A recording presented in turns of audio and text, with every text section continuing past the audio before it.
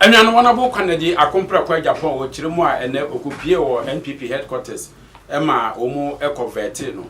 Na Vertina or Koyano and Sema EP Mono, and no, Anayedi, Ebremon, and Timestra on our video no, or Koya near Air Cost or Namcaso Airport, no Kudri near a course war, and Central for a Bisanwa, or the Etruda, Umiko video number. Second time coming to such a vetting, was it any different from the first time you came? No, not really. You know, I was prepared. So I believe I answered all the questions. And they know I'm ready to be president of this country. Yeah. But what were your major takeaways from today's session?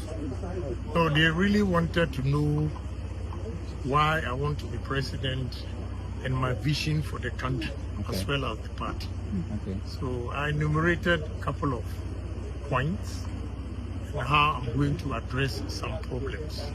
So basically that was the interview. They know I've been through and through party man for so long. So I didn't face any serious questions, or they didn't antagonize me because they know my potential already. But they asked tangible and reasonable, I would say reasonable questions. They were not hostile to me, and I was free to answer their questions. I imagine your plan to use the Asian model to develop Ghana. I said it there too. I told them and explained what I mean by Asian model. You know, I've seen some quotes. Let me explain further. The Asian model, what they did that time when they decided to compete with Europe and America was that they identified potential talents and potential businessmen and funded their projects like Daewoo, Hyundai, Samsung in Korea, for instance. They made sure, made conscious efforts to support them by giving them loans. And the loans, what they did was that if Mr. Honorable Kwaku Kwarteng decides to build this building, they will ask for the cost of the raw materials and where he's going to get the raw materials from. The government then sends the money to the company manufacturing the raw materials. And they will give you a couple of months. If you tell them the imports or your raw materials or whatever equipment you're going to use will arrive in 3 months. In 3 months, the following week, 3 months, 1 week, we are there to inspect if indeed you receive the equipment. Now, what they do is that the government partners the individual, the private sector. So they win themselves off when you finish paying the loan. Then it becomes your business. And you know, in business, the most difficult part is the capital. So if government supports you to get the capital and you run it well, you become a millionaire. This is how they've been able to expand their businesses. India, Dubai, all the Asian, that is how the model they use. And I think because Ghana, we don't have capital for our businesses.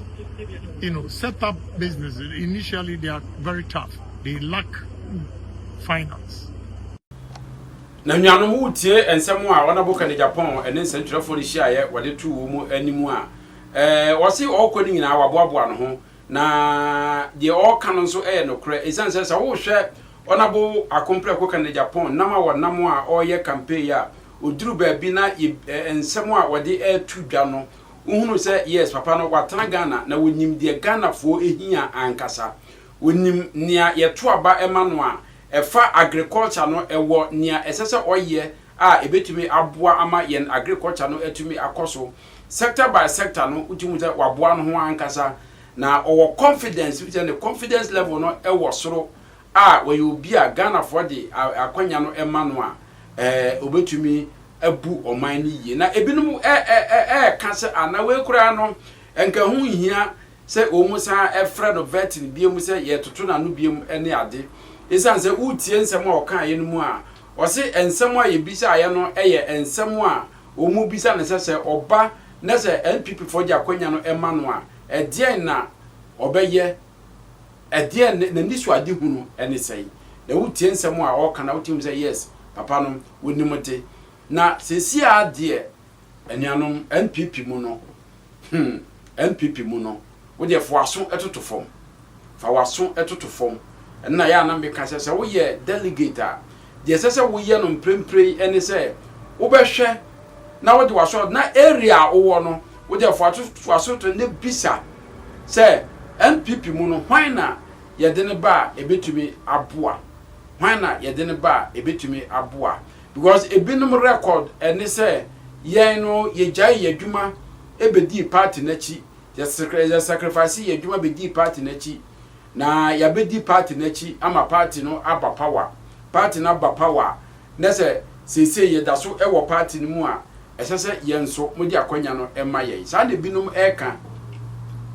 ebinum se ye ma omu akwanya as a minister no ono nso no ne party o play ye no ministerial position de ma no wa ye adwuma ni yie eno nti no esese Ghana for ebo na baso na obisa onabo Canada Japan so dia ene ono so ne dia o kan se Ghana waboa ne party na party ni beba power nyina no ono so ogina mu odi mu tintiman party no enya ma power da omo starting 1992 mu ono wodi ne sika eboai waboa party na up to now na eyade a wodi wani ebetumi ehunu na eba Ghana man no nso a eno nso ewone waye ede aboa Ghana man eno nti woton no a yebeto ono na eye obi a NPP mu no Ghana for timi ka kire NPP delegate say memi NDC ni